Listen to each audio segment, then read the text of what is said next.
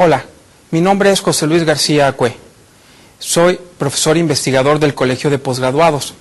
Tengo el gusto de presentarles la clase Uso de métodos estadísticos para investigación cuantitativa.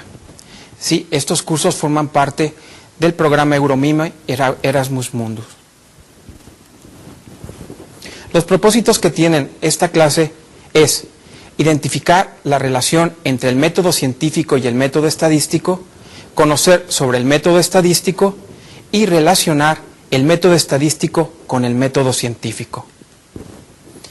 En cuanto al contenido temático que vamos a presentar es método estadístico, población y muestra, muestreo aleatorio simple y cálculo del tamaño de muestra, muestreo aleatorio estratificado, modelo estadístico y estadísticos descriptivos. Vamos a comenzar dando una definición de método estadístico. El método estadístico es un método de naturaleza inductiva en la que se trata de evaluar las probabilidades de error en las conclusiones. Para evaluar dichas probabilidades de error, generalmente se proponen hipótesis a manera de modelos matemáticos. El método estadístico se basa en un modo de inducción, en modelos matemáticos, en hipótesis, en utilizar la probabilidad para que nos den, obviamente, componentes de inferencia estadística. A grandes rasgos, vamos a trabajar con la población y todos sus parámetros. Vamos a hacer la generación de hipótesis a través de teorías de muestreo, o la aplicación de diferentes diseños experimentales, como el completamente al azar, bloques completos con tratamientos aleatorizados, entre otras cosas más. Después, generar una muestra adecuada para hacer la investigación. Más adelante, la utilización de métodos estadísticos que sean descriptivos. Después, generar estimadores o ver sus estimadores o estadísticos que se van a emplear. Identificar diferentes intervalos de confianza, identificar también las teorías de la probabilidad que vamos a utilizar, se van a generar diferentes pruebas de hipótesis, hasta llegar a lo que serían conclusiones, y de las conclusiones generar una estadística inductiva o una inferencia estadística. Llamemos inferencia que todo lo que ocurre en una muestra podemos generalizarlo hacia una población. La población es un conjunto de cosas, personas, animales o situaciones que tienen una o varias características o atributos comunes. En sí, son el conjunto universal o el universo. La muestra, por su parte, generalmente es una cosa más pequeña que se toma del conjunto total para analizarla y hacer estudios que le permitan al investigador inferir o estimar las características de un problema. Por ejemplo, en la imagen ustedes pueden ver de que para saber qué enfermedad tiene una persona no le van a extraer toda la sangre, simplemente van a tomar una parte. Por eso dice, a usted, se refiere al chico, población, le voy a tomar una muestra de sangre para identificar cómo está su salud. Por eso decimos que el universo tiene dentro una muestra y esta muestra tiene que ser representativa para definir el comportamiento de la población. Tenemos dos tipos de muestreo, uno probabilístico y otro no probabilístico. El primero es donde todos los individuos tienen la misma probabilidad de ser elegidos para formar parte de una muestra. Decimos que aquí el azar es un factor importante. Y el no probabilístico, en donde se seleccionan a los sujetos siguiendo determinados criterios, procurando, en la medida de lo posible, que la muestra sea representativa. Nos vamos a enfocar para investigación cuantitativa a un muestreo probabilístico. En este existen diferentes tipos de muestreo, uno que denominamos aleatorio simple, otro estratificado, otro aleatorio sistemático y otro aleatorio por conglomerados. Para esta clase vamos a trabajar con solamente dos de ellos, con el aleatorio simple y el aleatorio estratificado.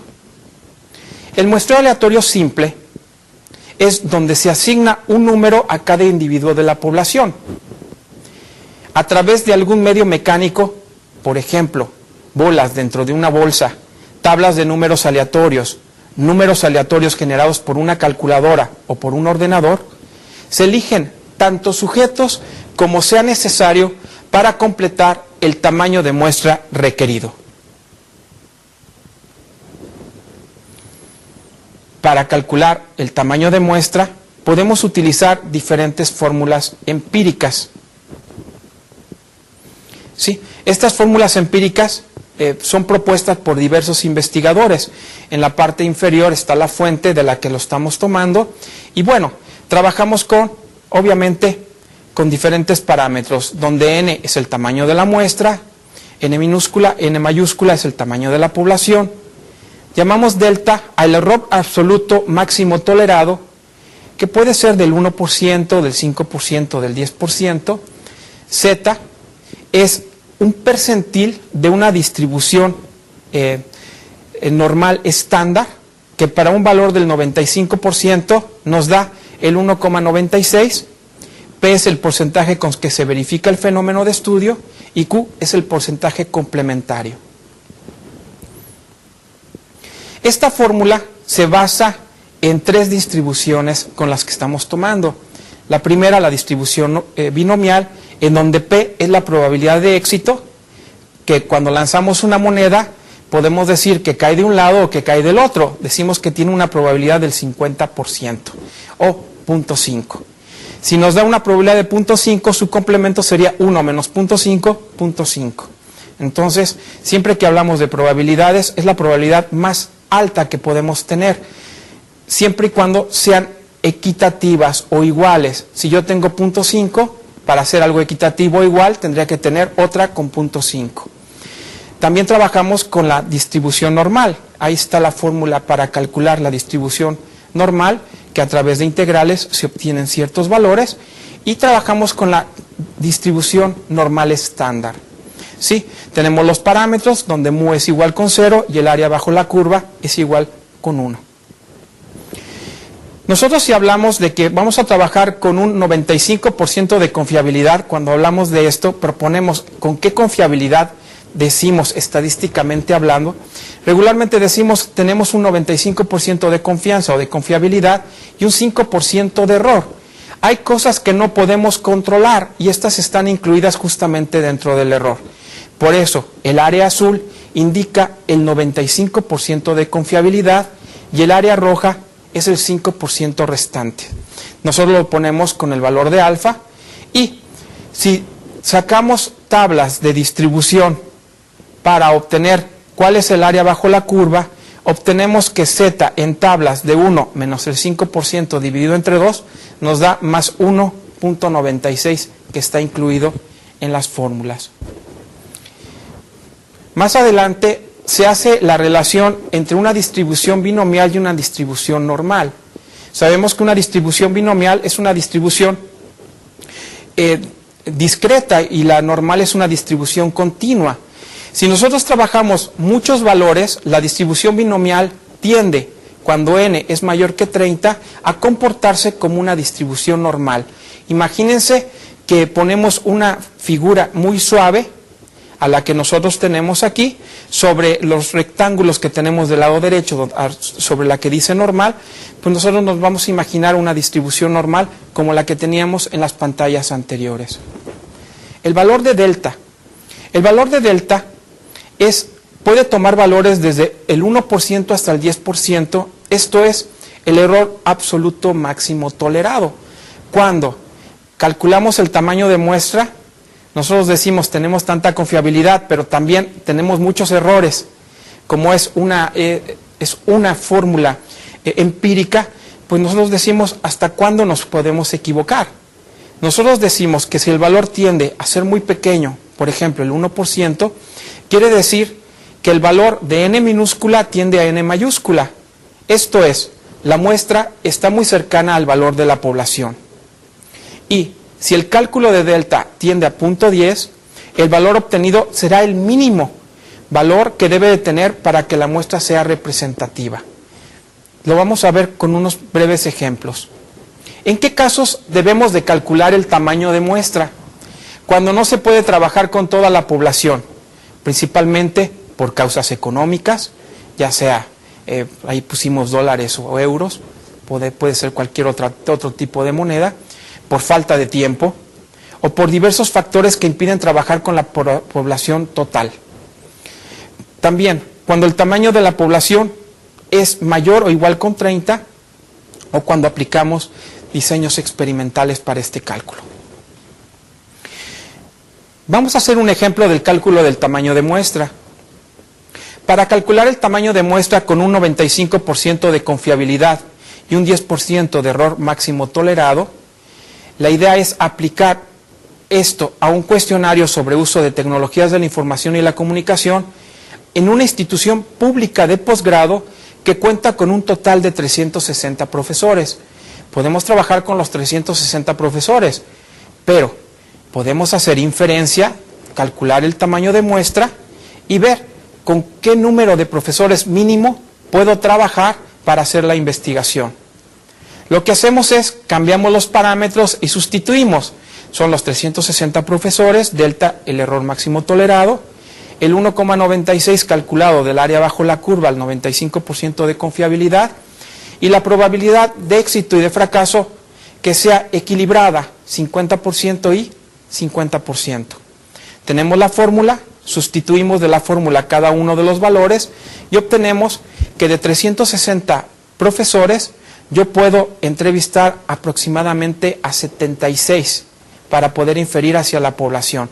Al menos debo de tener 76 profesores para trabajar con ellos y después decir que se comporta toda la población de profesores. Recuerden que los profesores deben de poner 360 bolas con su nombre o con un representativo del profesor y seleccionar 76 de ellas al azar. El factor azar es importante. De otra forma no serviría este tipo de cálculo. Otro ejemplo. Queremos calcular el tamaño de muestra con un 95% de confiabilidad. Ahora bajamos al 5% del error máximo tolerado para aplicar una encuesta sobre alimentación a alumnos de una universidad privada. El número total de alumnos es de 1,600. Hacemos lo mismo. Simplemente ponemos los parámetros, qué significa cada cosa que estamos poniendo, sustituimos en la ecuación y nos damos cuenta que el valor obtenido son 309. Al bajar el valor de delta, va a aumentar el valor de n minúscula. ¿Sí? Pero nos da mucho mayor precisión nuestros resultados, tienen menor sesgo. Si yo quiero más precisión, vamos a tener el siguiente ejemplo. Quiero calcular ahora el tamaño de muestra con un 95% de confiabilidad, el 1% de error máximo tolerado, para aplicar una encuesta sobre el uso de Internet a 1,000 alumnos de una ESO en la ciudad de Madrid. Sustituimos los valores, vemos que delta es el error máximo tolerado, ¿sí? Sustituimos en la ecuación y tenemos que, con mayor precisión, de 1,000, tenemos que sacar una muestra de 905. Por eso digo que n minúscula tiende a n mayúscula. Casi vamos a tomar toda la población. Eso sí, podemos decir, nuestro cálculo del tamaño de muestra es muy preciso. ¿Qué recomiendo yo utilizar? Bueno, el mínimo número de profesores que requieren o de alumnos o lo que quieran, utilizan un delta igual al 10%. Y los datos como están aquí. Y lo sustituyen como lo hicimos en el primer ejemplo. Es lo que yo recomiendo. Al menos es los datos que deben de obtener. En páginas web como la colposfez.galeon.com, en la parte de inferencia, ustedes pueden encontrar el cálculo del tamaño de muestra a través de esta fórmula o por medio de tablas ya hay tablas que les facilitan este tipo de cosas. Vamos a hablar ahora brevemente del muestreo aleatorio estratificado.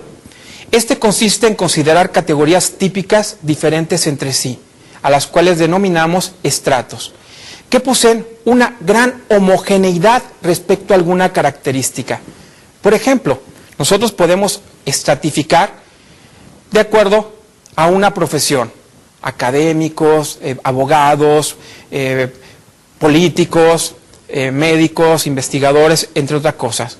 Podemos elegir un municipio de residencia, también podemos estratificar por género, por estado civil, entre otras cosas más.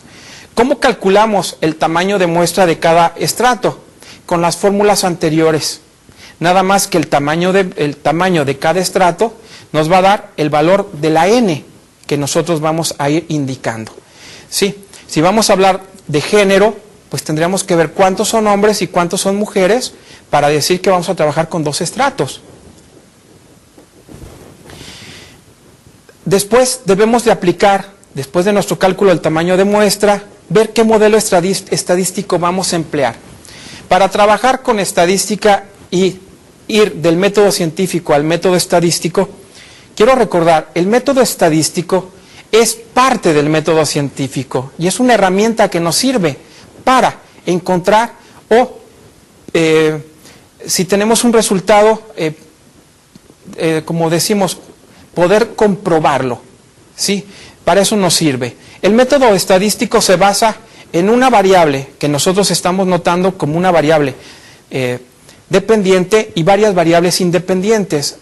Lo mínimo que debe tener cualquier modelo estadístico es un parámetro que mida la media poblacional y otro parámetro que mida los errores. Hay muchas variables que influyen en nuestra respuesta.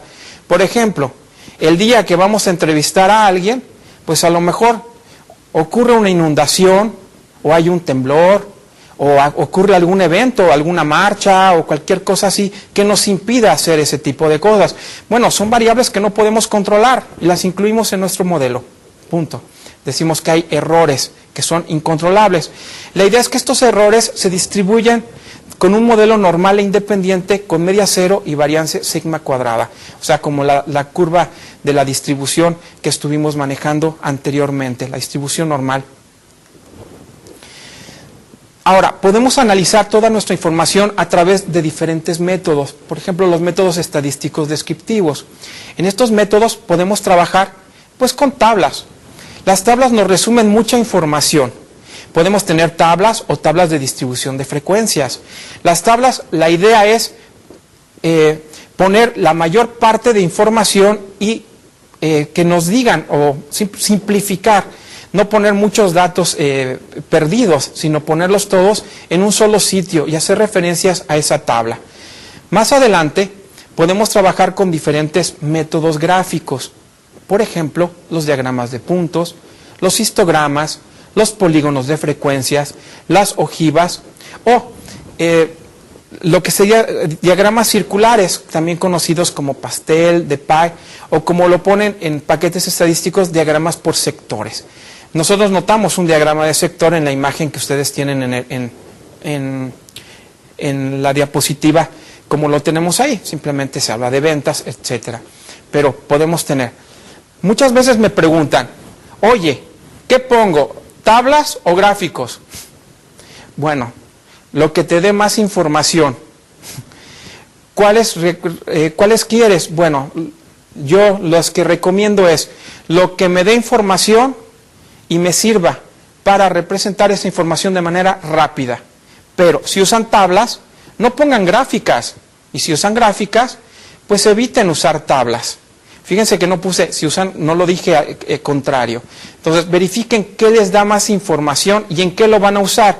En un congreso es mejor utilizar, pues, gráficos, porque es más rápido que la gente vea la imagen. La parte visual es muy importante. Pero si van a hacer, van a algún evento científico y están escribiendo algún artículo, las tablas reducen mucha información y les puede ser bastante útil. Hay otros métodos que podemos emplear, como los métodos numéricos. Por ejemplo, tenemos medidas de posición, sí, o medidas de tendencia central, como la media, la mediana y la moda. Hay otras que son medidas de escala o medidas de dispersión, como el intervalo, la varianza, la desviación estándar y el coeficiente de variación. Y otras medidas de asociación entre variables, como la covarianza y la correlación. En esto, ustedes pueden emplearlo, todas las investigaciones cuantitativas pueden manejar todos estos métodos. ¿Cuál es el que van a usar? Bueno, de acuerdo al tipo de pregunta que estén analizando. Entonces, ¿qué recomiendo? Para preguntas dicotómicas, utilicen distribuciones de frecuencias. Para preguntas abiertas, como por ejemplo la edad, el peso, pueden utilizar medidas de posición, medidas de escala. Y si tienen dos medidas, como por ejemplo el peso y la edad, ver qué relación hay entre ellas, utilicen covarianza y correlación. Más adelante, tenemos que trabajar con estimadores puntuales o estadísticos. Si estamos trabajando con muestras o poblaciones, debemos de trabajar justamente con diferentes formatos. Cuando hablamos de lo muestral, vamos a trabajar con letras latinas. Y cuando hablemos de población, vamos a trabajar con griegas. Por ejemplo, X testada lo manejamos como muestral y en poblacional lo manejamos como mu. La varianza, que es S cuadrada, lo vamos a poner en la parte muestral y sigma cuadrada en la parte poblacional. Y así lo haremos con R de XY, que lo pondremos como ρ de XY. Estamos hablando de correlación entre dos variables. Bueno, vamos a trabajar con la probabilidad. Estamos hablando de cuestiones de probabilidad. Cuando hablamos de la probabilidad es, ¿qué probabilidad tengo de sacarme la lotería? Bueno, mientras no sea cero, la probabilidad la tienes. Obviamente, compra un billete o compra un boleto, si no, no vas a ganar nada. Otro, ¿qué probabilidad hay cuando lanzo un dado? O sea, un sexto, cuando caiga en una cara, una moneda, 0.5. Bueno, la probabilidad siempre está implícita en lo que vamos a trabajar justamente cuando trabajemos con estadística. Sí, existen diferentes tipos de probabilidad, como la probabilidad frecuencial, la probabilidad clásica y la probabilidad inductiva. También muchos estudiosos han trabajado con modelos ya probabilísticos, ¿sí? Nos ahorran tiempo, simplemente nos dan tablas que tenemos que consultar y ver a qué modelo se adaptan más nuestros datos. Regularmente, es que tenemos que aprender estadística y tenemos que hacer muchas cosas. Efectivamente, nos ahorran mucho trabajo. Ya estudiosos lo hicieron por nosotros, lo único que tenemos es contrastar nuestros datos con ciertas tablas y ver si se comportan de acuerdo a cierta forma. Hablamos de modelos probabilísticos discretos y continuos. Entre los discretos vemos la distribución binomial, la Poisson, y los continuos, pues las distribuciones que más se utilizan para análisis de datos cuantitativos, como la distribución normal, la G cuadrada, la distribución T y la distribución F. A los modelos probabilísticos tenemos que hacer pruebas de hipótesis sobre los parámetros. De la misma forma como nosotros hacemos aseveraciones o afirmaciones científicas, yo debo de proponer hipótesis estadísticas. Por ejemplo, una aseveración científica podría ser la siguiente. Los alumnos obtienen las mismas calificaciones que las alumnas de un grupo determinado. Por ejemplo, de un máster o de cualquier cosa. Bueno, pruébalo. La hipótesis estadística será que la media de los alumnos sea similar a la media de las alumnas, estadísticamente hablando con ciertos parámetros. Por eso decimos que tenemos que pasar de la hipótesis del investigador a ciertas hipótesis estadísticas. Las hipótesis estadísticas se plantean con H0 y HA, donde H0 es la hipótesis nula y HA la hipótesis alternativa. Y la idea es encontrar, pues, con qué grado de confianza vas a decir lo que vas a contrastar. En este caso, le ponemos el nivel de significancia al cual vamos a llamar alfa. Por ejemplo, yo digo, con un grado de confianza del 95%, ¿qué quiere decir? Que tengo 1 menos el 95% me da el 5%, que ese es el error que yo puedo obtener para hacer justamente esto. Llamamos tipo 1, error tipo 1, alfa, y error tipo 2, beta. ¿Sí? Y todo esto basado en un tamaño de muestra. Las reglas de decisión. Las hipótesis no se contrastan. Las hipótesis se rechazan o no se rechazan. No se confirman. ¿Sí? No es un acto religioso. Simplemente se rechazan o no se rechazan. ¿Sí? Y todas, por eso les digo, con un nivel de significancia al cual denominamos alfa. Un ejemplo muy simple utilizando una distribución binomial. Sabemos que no es un curso de distribuciones, pero tenemos ahí una hipótesis nula, P menor o igual a 0.60 contra HA. Usamos su complemento, la hipótesis que yo proponga contra el complemento, y la probamos. Simplemente vemos cómo se comporta, calculamos su media, su varianza, su desviación estándar, y decimos en qué parte se encuentra. Si se cumple o no se cumple. No podemos decir eso. Se rechaza o no se rechaza lo que proponga como hipótesis nula.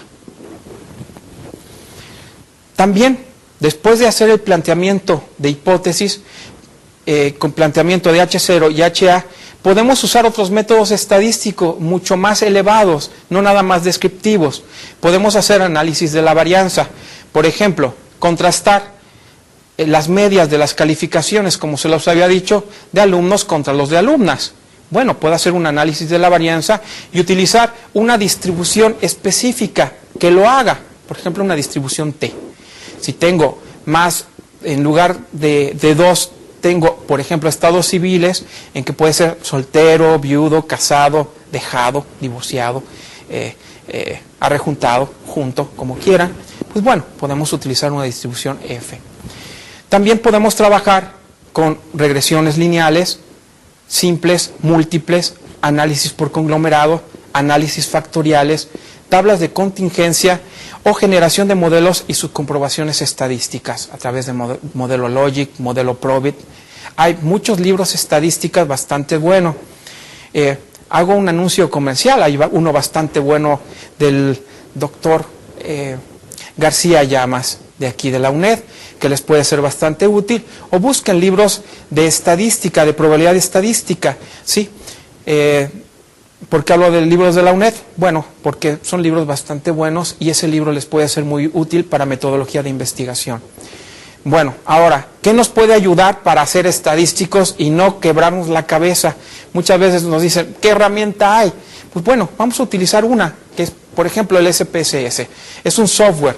Existen otros más, como el SAS, el Matemática, el R, entre otros. Este es una solución. ¿Por qué es una solución? Casi todos en ciencias sociales lo estamos trabajando. Anteriormente se llamaba que era un paquete estadístico para las ciencias sociales, pero actualmente ya se llama como productos estadísticos y soluciones de servicios. Lo maneja ahora la empresa que está marcada ahí para no hacer un anuncio comercial, pero la entrada simplemente al software, cuando uno entra, obviamente tenemos que tener licencia, no usen programas pirata.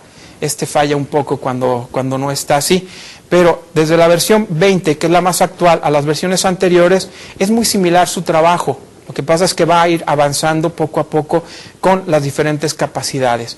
Ahora, en esta versión 19, cuando entran, aparece la pantalla del lado izquierdo y posteriormente la pantalla del lado derecho es ¿qué deseas hacer? Llamar a alguna base de datos o simplemente llenar datos. Yo estoy suponiendo de que vamos a llenar datos y que en lugar de meter aquí información, yo le daría clic al botón de cancelar y aparecería una ventana similar a la que tenemos actualmente. Nos damos cuenta que aparece una ventana muy parecida a una hoja de cálculo, como Excel, como cualquier otra que se puedan ustedes imaginar, la de Google Docs, entre otras cosas. Entonces, la idea es, las columnas van a representar las variables y las hileras van a representar lo que serían los campos que yo voy llenando. Por ejemplo, si tengo 14 personas, pues serían 14 campos. Tendría 14 diferentes hileras. Si son 20, serían 20, entre otras más. Hay diferentes tipos de ventanas que tiene el SPSS. Tiene un editor de datos, una vista de variables y un visor de resultados, en donde puedo editar tablas, hacer gráficos o poner las letras como yo quiera. Eso es lo que tiene el SPSS, o sea, 3 ventanas principales. La ventana principal tiene una barra de menús, una barra de herramientas, diferentes pestañas y un editor de datos. Las pestañas ubicadas o localizadas en la parte inferior izquierda de su pantalla van a tener, podemos entrar a 2 diferentes pestañas. Una que es la vista de datos, que es el editor donde podemos introducir, borrar o modificar datos, y una vista de variables, que es donde se definen cada una de las variables a utilizar. Por ejemplo, su nombre, su tipo, anchura, entre otras cosas más. Las variables que soporta el SPSS pueden ser paramétricas o no paramétricas. Sí, regularmente hablamos de paramétricas, de numéricas.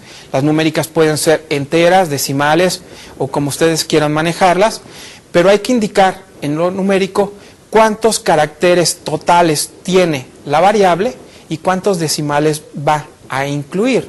Por ejemplo, el valor de 10.4 utiliza un tamaño de campo de 4, 2 decimales, un punto decimal y una cifra decimal. Entonces, tengan cuidado cuando diseñen esto. Y la que más utilizamos también es la variable cadena. Entonces, nosotros podemos definir dando la vista de variables, dando clic a la sección que tenemos abajo y aparece esta ventana. En ella podemos definir algo parecido a esto. Podemos poner el nombre de la variable, ¿sí? El tipo de variable, ya sea numérica, fecha, cadena, la anchura. Si es entera, pero si es numérica, ¿cuántos decimales utilizamos? El nombre, la etiqueta. A veces el nombre de la variable es muy pequeño. Podemos decir a qué equivale esa. Por ejemplo, no voy a poner nombre del alumno, simplemente pongo variable nombre y en la etiqueta pongo nombre del alumno. Entonces, así aparecerá cuando sean las salidas de resultado. Y valores que pueden ser identificación, cuando estemos manejando valores nominales, por ejemplo, quiero asignar el 1 para femenino y el 2 para masculino. O cuando trabajemos con variables dicotómicas, 0 es no, 1 es sí, o las que ustedes quieran manejar. Pueden ser de escala Likert, en donde digan 1 equivale a tanto, 2 equivale a tanto o 5 equivale a tanto. Así lo podemos ir manejando. Vamos a hacer un breve ejemplo, o no lo vamos a hacer en el SPSS, pero vamos a tratar de que vamos a generar 3 variables. La primera que se llame nombre, que sea de tipo cadena y que ocupe 40 caracteres. La segunda, edad, de tipo numérico, 2 enteros y 0 decimales. La tercera, género de tipo cadena y de un solo carácter. Nosotros nos damos cuenta que en la parte superior tenemos nombre, tipo, anchura, decimales, y en la parte donde manejamos del 1 o los números, vamos a dar el nombre de las variables y las estoy definiendo como aparecen en pantalla. Bueno, vamos a asignar más variables, vamos a agregar 3 variables más. Una que sea país, en donde yo diga país de origen, va a ser de tipo cadena, área de estudio de tipo cadena y tipo de investigación. El nombre de la variable es TIMP, pero en la etiqueta debo de poner tipo de investigación. Puede parecer algo como lo tenemos en la pantalla, algo similar. No es complicado, realmente el SPSS es un software de fácil manejo. Lo importante es saber qué da de resultados. ¿Ok? Ahora, como vamos a trabajar más con investigación cuantitativa que con cualitativa, regularmente la información cuantitativa la trabajamos a través de un cuestionario. Veamos el ejemplo que tenemos en pantalla. El cuestionario tiene ciertas partes. La primera, un título, el nombre del autor, es importante ponerlo. A veces hacemos cuestionarios y no ponemos el nombre de quién lo hizo. El objetivo que tiene el cuestionario, instrucciones de cómo deben de contestar el cuestionario o cada parte del cuestionario y preguntas socioacadémicas si lo vamos a hacer en el ámbito educativo o sociodemográficas si lo vamos a hacer en otro ámbito. Sí, regularmente preguntamos nombre, género, edad, país y otras cosas más que nos interesen, hasta número de hijos, grado máximo de estudios, entre otras cosas más. Y la última parte que tenemos en el cuestionario es agradecer de que lo contestaron. Siempre hay que decir muchas gracias. Esta información nos es muy útil. La idea es capturar a la persona para que nos dé la información que requiramos. Ahora, la información. Hablar de información es muy complicado. Tenemos un problema. Nosotros no sabemos si la información que nos den es cierta o es falsa. Nosotros debemos de creer siempre que es cierta y analizarla. Estadísticamente, pues vamos a encontrar cosas positivas o cosas negativas. No importa, esa es la información que obtuve en mi investigación. La describiré y después sacaré conclusiones al respecto. Eso es lo que tiene que hacer el investigador. Entonces no se preocupen por si les inventan la información. No la inventen ustedes cuando hagan una investigación, porque eso no se vale. Eso no es ético. Traten de que realmente sea cierta la investigación que proponen. Bueno, cuando se hace un cuestionario, se recomienda hacer o diseñar una base de datos. Yo recomiendo generar una serie de columnas en donde especifique qué voy a hacer. Por ejemplo, en la gráfica que tenemos en pantalla, vemos la representación de cada una de las variables y los estadísticos que vamos a emplear. Notemos que es exactamente lo mismo que hicimos con el SPSS, pero para mí, cuando me dicen, representa tu cuestionario y explica qué hace cada parte, pues bueno, aquí estoy diciendo cómo se llama la variable, qué tipo de pregunta es, si es una pregunta abierta o cerrada, si es de cadena, cuántos dígitos, qué valores voy a utilizar, si letras o números, y qué estadísticos puedo emplear. Yo ya pensaré si voy a utilizar distribución de frecuencias, estadísticos descriptivos, y más adelante, sí, ya pensaré en análisis estadísticos mucho más complicados, como análisis de la varianza, análisis de regresión, entre otros más. Les recomiendo que hagan esta tabla, que la tomen, la copien y la vayan probando con los diferentes cuestionarios que ustedes están haciendo. A mí me ha sido muy útil y a las personas que les he explicado esto les ha sido de gran ayuda en su investigación. ¿Por qué? Nos queda claro qué voy a hacer y a dónde voy a llegar con cada una de las variables. ¿Ok? Ahora, en la siguiente pantalla vemos que el cuestionario, este cuestionario, el que propusimos, lo aplicamos a 14 alumnos que asisten a un máster en tecnología en la Universidad Nacional de Educación a Distancia aquí en Madrid. Los datos capturados ya los tenemos. Tenemos a José, a María, a Luisa, a Mariluz, entre otros más. Y el género lo manejamos de tipo numérico. Si se están dando cuenta, género 1, género 2, tanto para el género solamente puede ser masculino o femenino, la edad, el país, el área. Y bueno, ya capturé los datos. Y ahora, ¿qué puedo hacer con esta información? Pues bueno, pues aplico, por ejemplo, distribución de frecuencias con algunas de las variables. Para entrar a esta distribución de frecuencias con el SPSS, yo voy a dar clic en el menú de analizar, después a estadísticos descriptivos y después doy clic en frecuencias. Selecciono las variables, todas las que tengo las tengo enumeradas del lado izquierdo.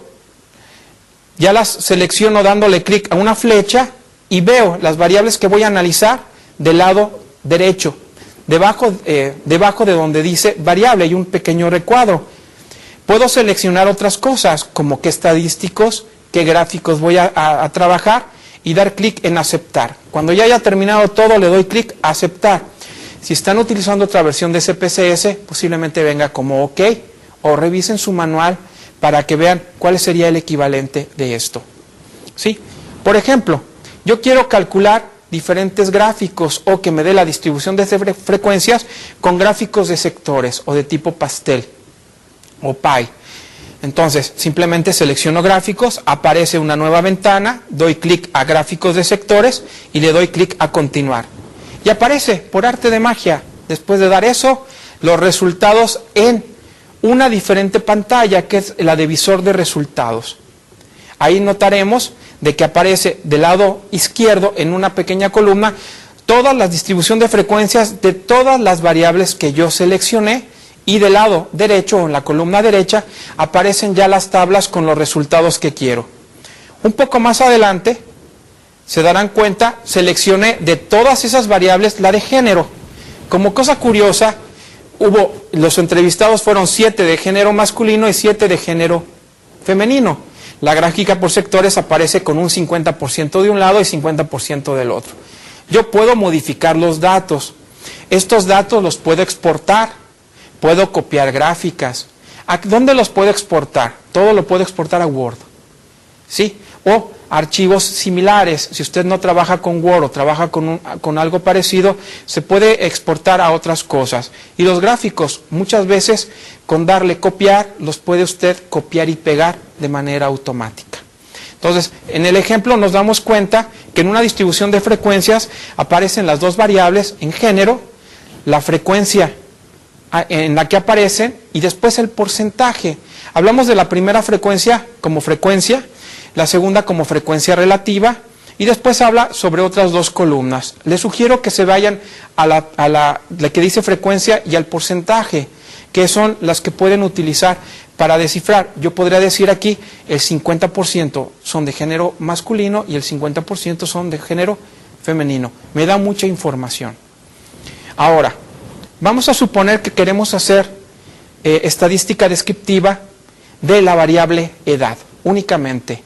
Para hacerlo, yo selecciono dentro del SPSS el menú Analizar, Estadísticos Descriptivos y le doy clic a Descriptivos. Selecciono la variable o las variables que vaya a utilizar y después le doy clic a Aceptar. Vemos qué ocurre. En algunos aparece opciones. ¿Qué estadísticos quiero? Aquí tengo las demás variables. ¿Qué estadísticos quiero? Quiero el valor mínimo, el valor máximo, la varianza, la desviación típica, la media, entre otras. Y al terminar, le doy clic a Continuar y después clic a Aceptar. No es complicado. Tienen que practicarlo un poco. La verdad que cuando aprenden a hacerlo, no es nada complicado. Y bueno, podemos obtener estos resultados. Notemos que están los estadísticos descriptivos y me dice, bueno, la edad promedio de mis alumnos es de 29.71 años. Aproximadamente tengo alumnos de 30 años. La edad más pequeña es 24 años y la edad máxima es de 36. Y bueno, la mayor parte de los datos oscilan entre 26 y 33 años. ¿Cómo obtuve eso? Simplemente para decirlo, es la media menos la desviación típica y la media más la desviación típica. Ahí encuentro la mayor parte de los datos. Aplicando un análisis de frecuencia a la misma variable edad, pues vemos los datos en la tabla y después una gráfica de histogramas con una distribución de cómo se comportan los datos. Nos da mucha información, podemos extraer muchas cosas. Y bueno, si ustedes tienen más información sobre inferencia estadística y cálculo del tamaño de muestra, les recomiendo que entren a esta página. Está bastante bien en la sección de inferencia. Es una página de estadística creada por nosotros. Está en la segunda etapa experimental, pero funciona bastante bien. Y bueno, las referencias documentales que tomamos para este documento son las que se muestran en pantalla. Y para concluir, pues quiero darles las gracias. Espero que lo que les haya presentado sea de su interés. Y bueno, ha sido muy grato estar con ustedes. Que tengan un excelente día y hasta la próxima. Gracias.